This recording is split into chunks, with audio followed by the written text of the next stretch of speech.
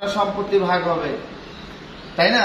আপনার সম্পত্তি ভাগ হবে, আপনার ভাইয়ের সাথে, আপনার বোনের সাথে, বিভিন্ন জনের সাথে আপনার সবকিছু বন্টন হবে, কিন্তু কখনো আপনার কি বন্টন হবে না?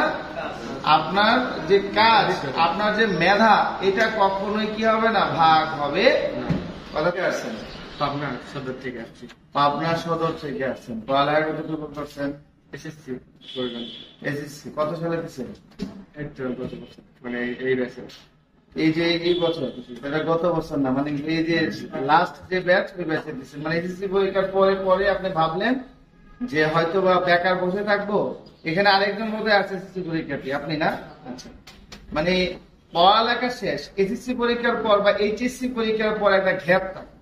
ওই গ্যাপটার সময় কাজটা শিখে রাখলে, দেখুন পড়ালেখা করলেই যে চাকরি পাবো তা তো না।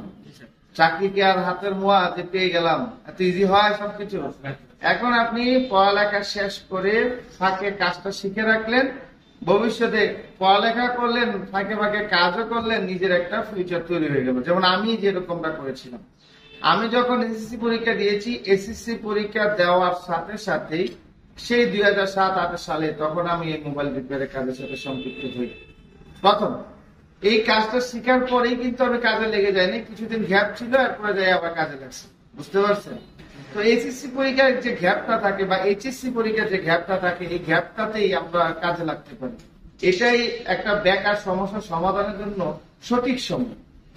ভবিষ্যতে পড়ালেখা করলে যদি পড়ালেখা চাকরি না পান, সেক্ষেত্রে আপনার যে কর্মটা জানা আছে, এই কর্মটার কারণে কিন্তু আপনি কি এগিয়ে যেতে পারবেন।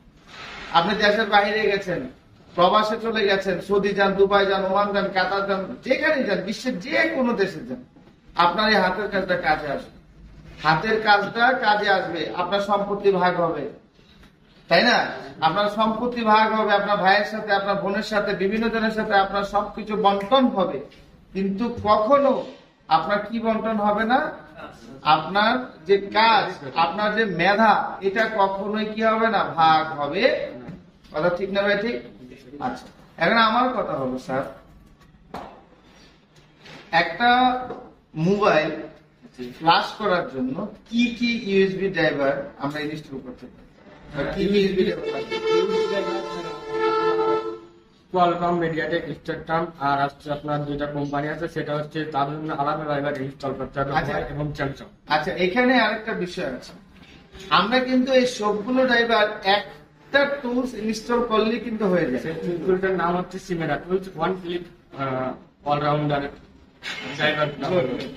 অর্থাৎ সিমেরা যে টুলটা আছে, আপনি এটা যদি ইনস্টল করেন তাহলে মোটামুটি মিডিয়াটেক, স্পেকট্রাম থেকে শুরু করে মিডিয়াটেকের যে মানে অ্যাভেলেবেল যে ড্রাইভার গুলো প্রয়োজন, ওই ড্রাইভার গুলো অটোমেটিকলি ইনস্টল হয়ে যায়।